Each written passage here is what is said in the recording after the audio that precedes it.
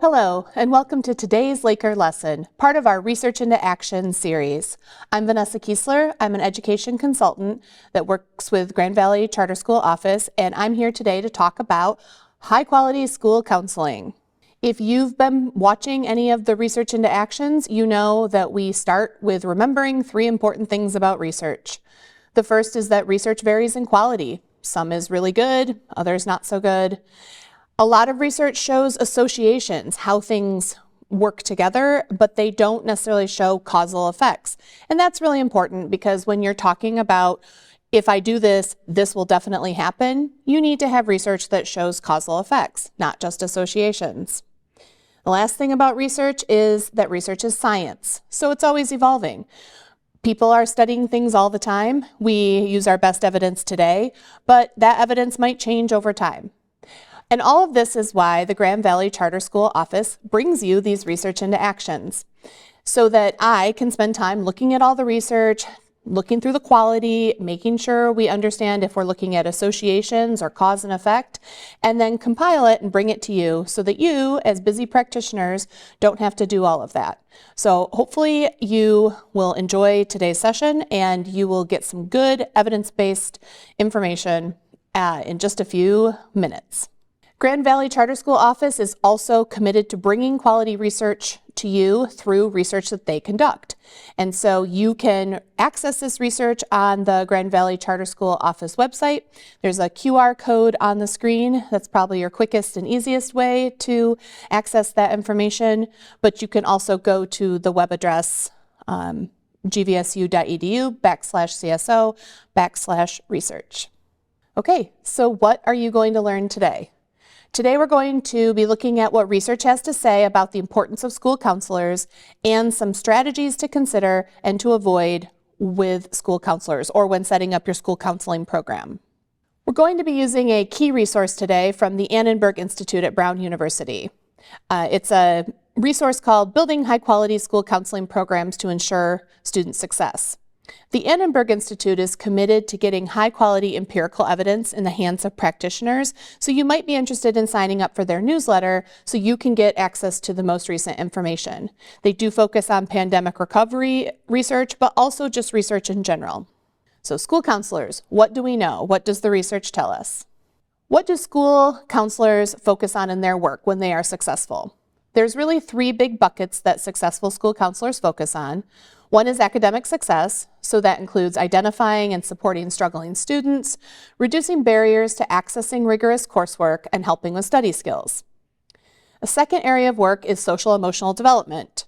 So that can include individual and group counseling, lessons and school-wide programming on substance abuse, consent, healthy relationships, suicide prevention, and racial ethnic identity development. And then a third bucket of work is post-secondary trajectories. So building college-going cultures, helping kids think about their college aspirations, and then assisting with that whole college application process. So again, academic, social, emotional, and post-secondary are the three main buckets of work that we see in successful school counseling programs.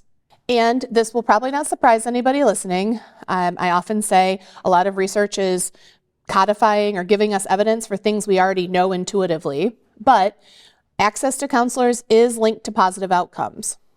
So social emotional learning programming that's offered by school counselors can lead to improvements in not only student well-being, but also academic performance. School counselor access increases the likelihood of students completing a FAFSA, applying to a four-year institution, and ultimately enrolling in post-secondary education.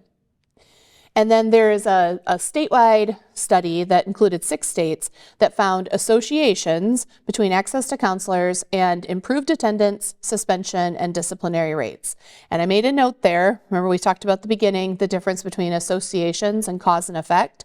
So this study just found that as you had more access to counselors, there seemed to be better attendance, suspension, and disciplinary rates. But they didn't create an experiment or approximate an experiment to test whether or not it was school counselors that caused those things. But at the same time, in education, really strong correlational, descriptive, that's what this is, evidence is usually some of the best evidence we have, because it can be really hard to actually experiment with, giving some kids school counselors and giving some kids, no school counselors, and seeing how outcomes change. That's unethical. You can't do that. So that's why education often has to rely on these correlational studies, which is fine. Again, if I'm making decisions and I know that there's evidence across 6 states to suggest that more access to counselors helps kids get in school, stay out of trouble, I'm willing to try that as an intervention or as a component of my programming. However, the bad news, and again, this probably won't surprise you, we do not have enough school counselors nationwide or in Michigan. So across the nation, the average student to counselor ratio was 420 students to 1 counselor. And in Michigan, it was actually 615 students to 1 counselor in 21-22.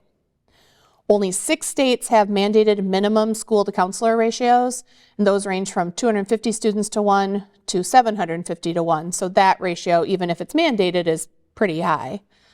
And only 30 states require schools to hire school counselors. And as you can imagine, the problem is worst in schools that serve marginalized students. So when you think about the lowest income school districts, only 1 in 6 of lowest income school districts have a school counselor ratio of 250 to 1. So the other 5 out of 6 have a much worse ratio. And over 1.6 million students attend a school that employs a sworn law enforcement officer, like a school security officer, police officer, but no school counselor. And Black and Latinx students are 1.2 and 1.4 times as likely as white students to attend such schools. So said a different way, these schools have law enforcement but no access to school counselors doing those buckets of work we talked about: academic success, social emotional development, and post-secondary engagement. So what are some strategies you can consider as a school leader, as a teacher, as somebody working in schools today? And I wanted to start with a caveat. There is a larger problem here around the supply and preparation of school counselors that you can't solve on your own in a school. So there's not enough counselors in Michigan, and this is something policymakers are aware of, and statewide solutions are being developed, some are being implemented to address this. It's not a quick fix because you have to get people to want to be school counselors and help lower barriers of entry into the profession and help make sure there's support for training and then help people get into schools and be hired. So there are initiatives in place to try to work on all of that. So I just wanted to be clear that you might be listening and thinking, of course, I'd love to hire 7 school counselors. I can't. There aren't anybody to hire. Acknowledging that that can be a challenge right now. But we do know that lowering those student-to-counselor caseloads improves student outcomes and helps with counselor efficacy. So the more counselors you have, the more each counselor is able to do those 3 buckets that are so important. And that's why this is a policy priority in Michigan. There are some monies available now, Section 31O grants through the state, and these are funds that you can get access to that help increase the number of psychologists, social workers, counselors, and nurses who are providing services to students. So if you're struggling to figure out how to fund a school counselor in your budget and you aren't already getting Section 31O grants, give the Grand Valley Charter Schools office a call. They can help guide you in the right direction and make sure you're getting access to those funds. Okay, so strategies. What should you be thinking about? You got a school counselor, what should you be doing? What's the best way to set that up? Comprehensive school counseling programs are generally what's accepted as the best approach to school counseling. And so comprehensive school counseling is a framework that organizes counselors' work across academic, post-secondary, and social emotional domains, those 3 domains we talked about at the beginning. And it really focuses on proactive approaches and preventative programming. So as opposed to intervening when there's a problem, how do you help get ahead of things? The ASCA, the American School Counselor Association, has a national model for this, and we included the link there. So it's actually a very practical resource if you are like, I don't know much about this, or your school counselor is like, I wasn't specifically trained in this. This resource, this model is really helpful. It's how-to, it's focused. It would really be a good resource for you to leverage. I think every Research into Action, we talk about the importance of looking at data. And I know educators get a little tired of everybody saying, look at the data, look at the data. But the data is really important here as in everywhere. It's important for school counselors to analyze student outcome data. So to be looking at attendance, graduation rate, grades, test scores, coursework. And it's important for them to be looking at things like who's participating in advanced placement classes or other special types of classes, who's being referred into special education, who's participating in different enrichment programs, and really understand who's not participating where they should be, and also looking for inequitable participation. So do all of the advanced placement classes, are they being taken only by wealthier students or white students? Is there an over referral of students into discipline by race or gender? There's a lot of ways that counselors can look at the data and understand what's happening in the school and how to match their programming and also how to target students effectively. Because even at 250 students to 1, that is still a lot of students for a counselor to serve. So using data can help make sure they're targeting services, getting the kids what they need at the right time, and having that be data informed. The research shows that multicultural counseling approaches are really important. So this includes building multicultural awareness of students by integrating content from different cultures into classroom lessons, constructing meaningful service learning opportunities, and implementing prejudice reduction curricula. And again, each of those things, the content from different cultures, constructing meaningful service learning opportunities, and prejudice reduction curricula are things that were studied and were found to help with building multicultural awareness. And the research has also shown that cross-cultural programming is especially helpful for immigrant youth. There's also a part of this that's about counselors understanding their own multicultural lens and their ability to work in those spaces. So there's several validated tools that are listed here. So the Multicultural School Counseling Behavior Scale, the Multicultural Counseling Competence and Training Survey Revised, and the Multicultural Counseling Inventory. And that helps the counselor, like I said, take stock of where they are at in terms of their multicultural competencies so that they can not only help students, but help themselves grow and be the best, provide the best possible service to all their students. I will also say counseling, because school counseling is a branch of psychology, the assessment, the rating scales, these types of validated tools is a huge part of how psychologists, psychiatrists do their work, and that permeates into the school counseling world as well. So the emphasis on being able to understand practice, understand thoughts, behavior is a key part of school counseling. So another proven strategy is to utilize existing validated counselor-led interventions. And there are a number, and that resource I mentioned at the beginning, the policy brief from the Annenberg Institute, links to many more than I put here. But I think the takeaway is you don't have to build it yourself. You can find ones that the evidence suggests work and you can use them. So for example, Student Success Skills, SSS, is a program that helps promote cognitive, social, and self-management skills and strengthen student achievement.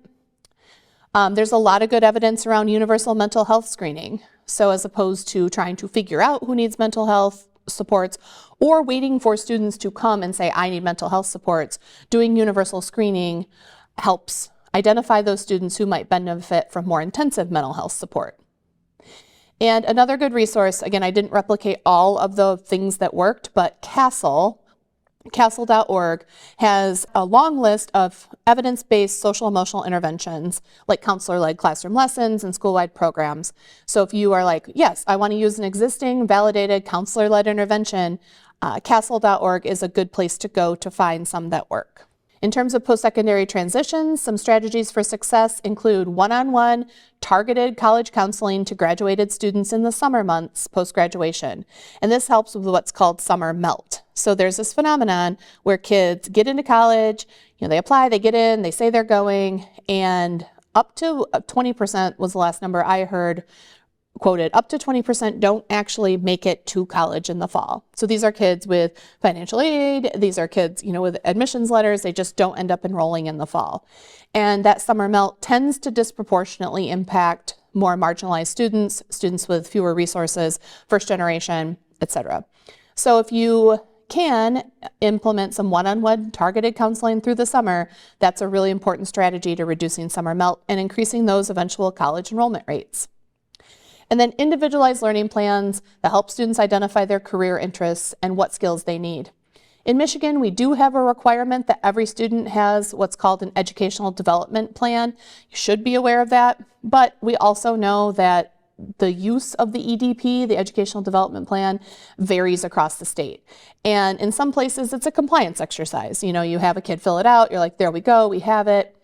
But the more that counselors can use those plans as real roadmaps, as living documents, real roadmaps with kids, where you're talking about where do you want to go, how are you going to get there, you know, you want to be an electrician, but you're not taking any courses that allow you to experiment with that career interest, you know, you're not leveraging any of the CTE courses, or you're not taking this applied math course, or, you know, et cetera. Those kind of conversations, those kind of helping kids match their high school experiences to their post-secondary plans are really critical. And using the EDP is only as good as how it's used. So just having it on paper in a file to check the compliance box is not a powerful tool for change.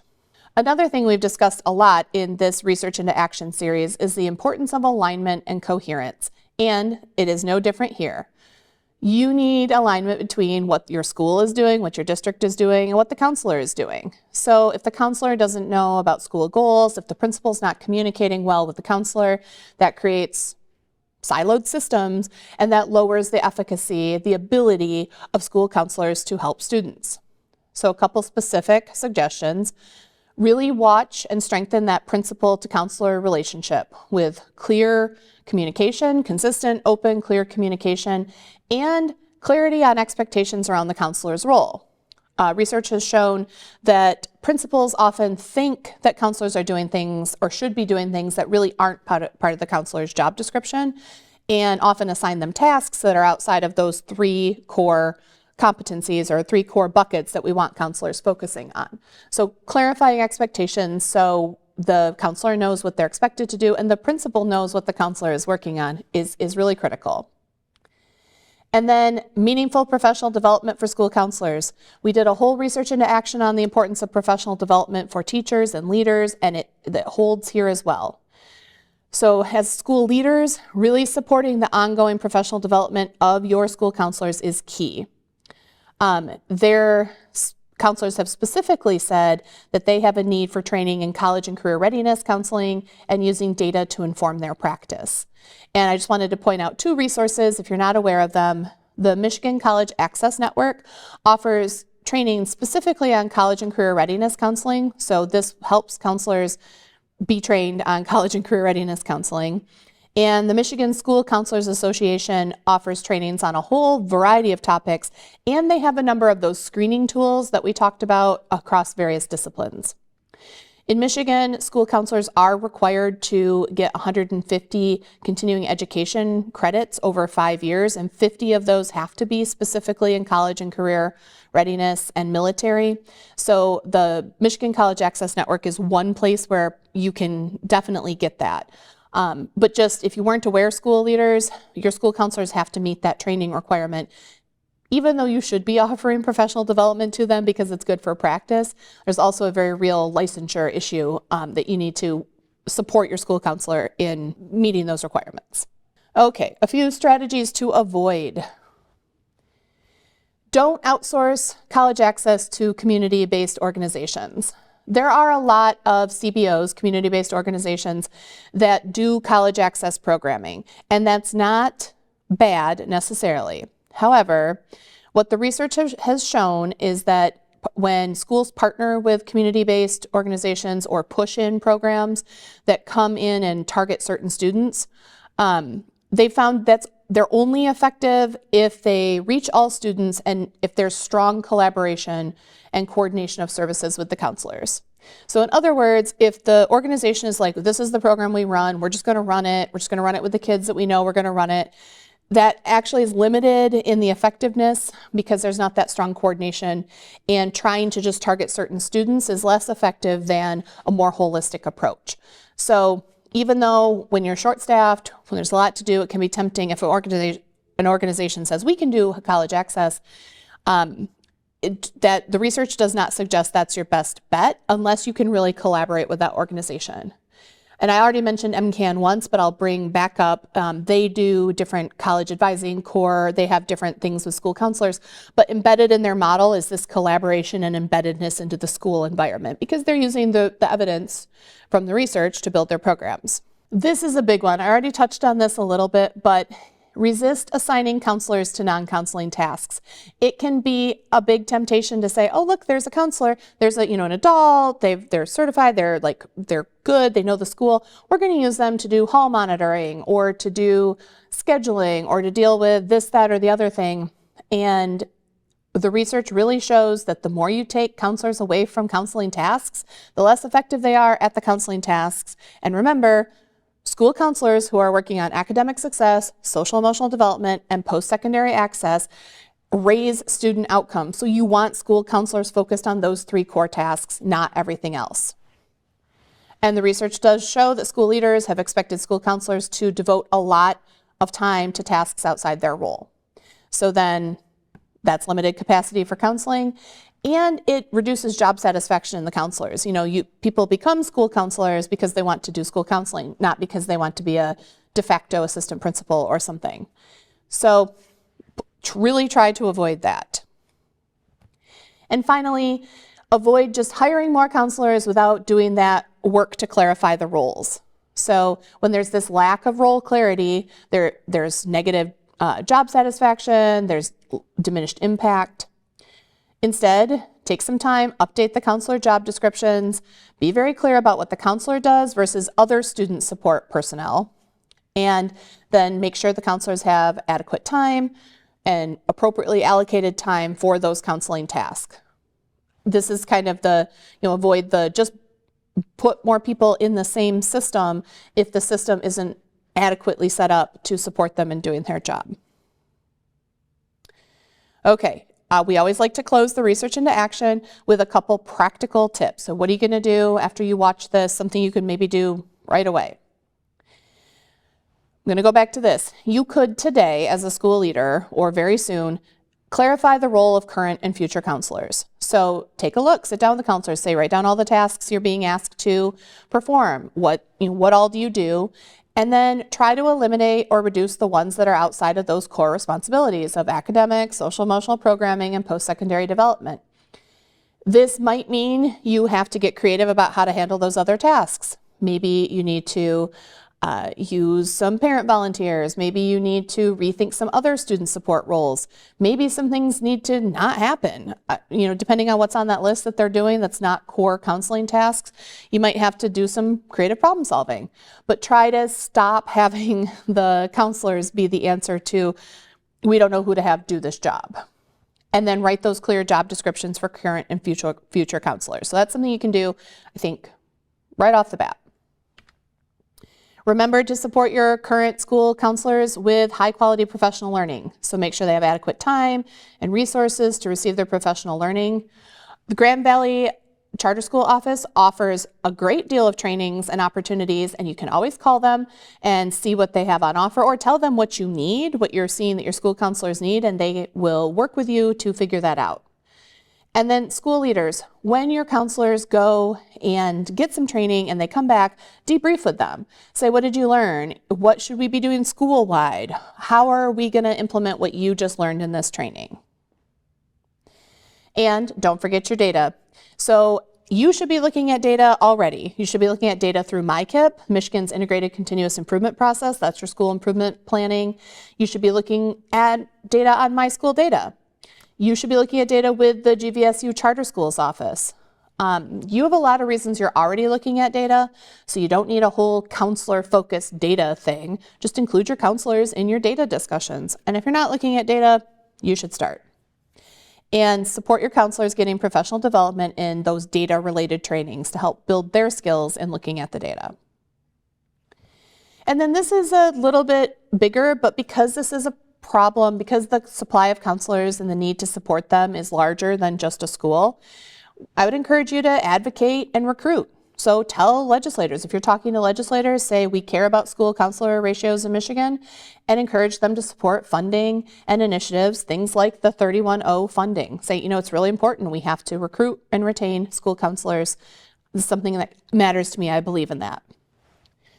And encourage high school students to go into education. School counselors often start in education as teachers, or that's maybe the path they're on, or they come to it from another place. But we really need to stop saying things like, oh, I would never tell anybody to go into education, or, education, that's a hard job. It is a hard job. I've been in education my whole career, but it's also very, very rewarding.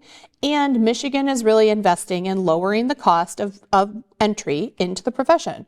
So did you know that there is the My Future Educator Fellowship? It's a $10,000 scholarship to future educators, kids who are saying, I want to be a teacher.